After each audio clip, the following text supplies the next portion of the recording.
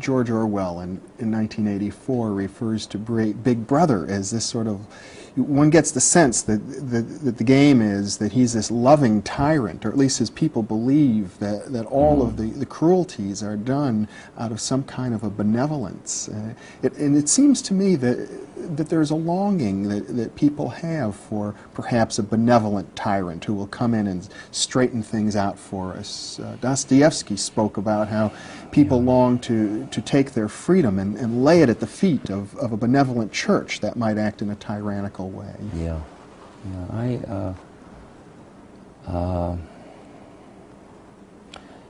I think the deeper issue is whether the universe is benevolent or not.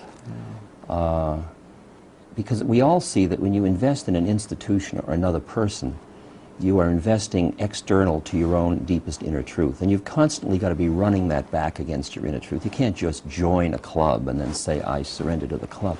Like the whole misconception of a guru is that you surrender to a person. You only surrender to that which is the truth, where God, Guru, and Self are one and the same thing. So when you surrender that way, you're surrendering that way at the same time. I could never imagine surrendering to something that would invalidate my intuitive wisdom. And as long as you keep connecting to that, but the question of whether or not, then you know, that you don't have to judge whether it's benevolent or malevolent, you just judge, is this harmonious with my inner being? I don't have to judge you, I just have to keep my own game on a straight path. To me, the intellect is a kind of a very small system within a much larger context, and to deny the context in which the intellect functions is to leave one little segment of nature trying to subsume everything under it. What it also does is it makes the whole world object. The intellect makes the world objects, because it's all you always think about things. And that always puts you one thought away from where it is. So you're always an alien in your own universe when you mediate everything through your intellect. So the fun is to have your intellect, as Ramakrishna said, it's a wonderful servant, but it's a lousy master. And I think that's probably true. He who knows not that the Prince of Darkness is but the other face of the King of Light knows not me.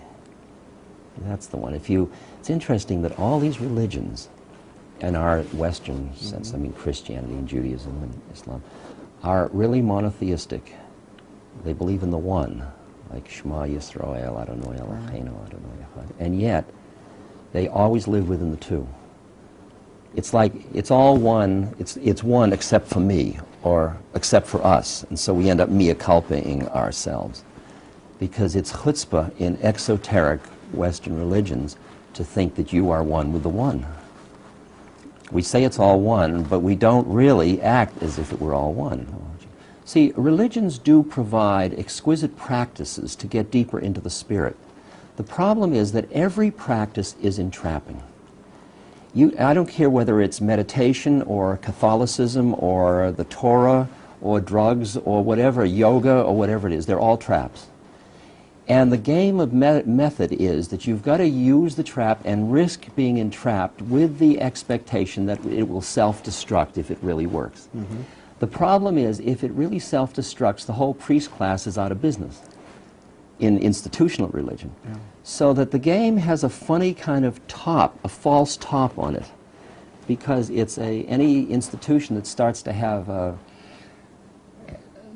salaries and institutional structures and all that immediately can't self-destruct. It's not designed that way.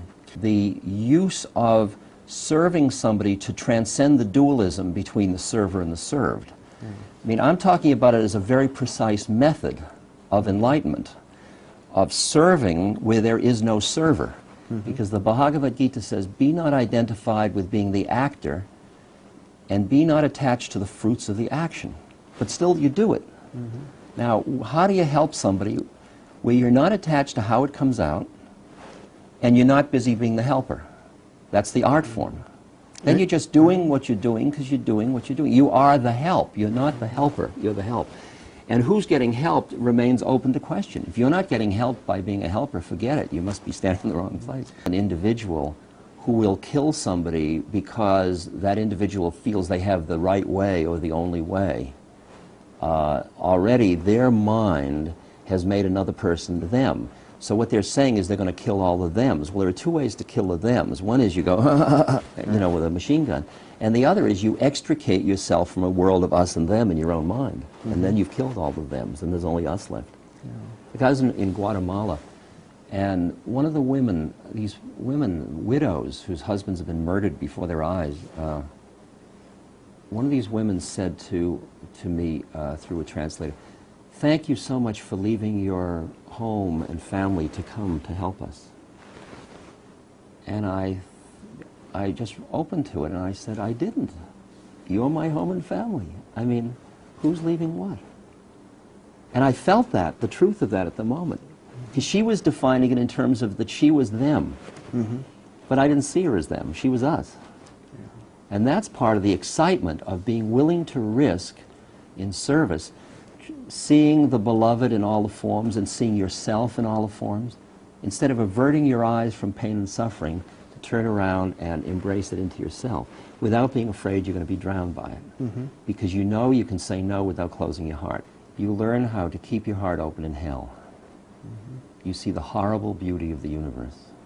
I remember once I was teaching down at Big Sur at Esalen, and they gave me a house to house sit, and it came with a cat, and the cat and I became buddies, and every day the cat would come in when I was meditating in the morning and bring in its morning breakfast, which was a lizard or something, which was usually still alive, and it would sit down between my legs to eat, to be with me. And I would be sitting there being with God, and I'd hear squeak, squeak, crunch, crunch, and I didn't know who to hate. I mean, I loved the cat, but suddenly the cat was a killer. And I loved the lizard because I identified with the, you know, and I went through all the changes, and I saw it is the phenomena of nature. You've got to be able to look at it all and say, yes, I acknowledge it. I can understand the term suffering is grace. I can't live it. I can live it at moments with little sufferings. But I can understand that there is a beautiful unfolding of awareness through suffering. You and I have a unique predicament, karmic predicament, that we were born in this time, in this place, with these potentials, these opportunities. I'm not sure all people have the same game in life. I'm not sure that I have to be just like everybody else. Now, if I am worrying about my survival every day, there's no way I can be here with you. Right. And if I can't be here with you, then all of us can't be sharing. Right. Nor could I be here with you. Exactly. Yeah. So that in a way, we are part of the microcosm of human consciousness. We have a part to play, which means we have to have the pants in order to play. So I'm not sure I would give away my pants at that level.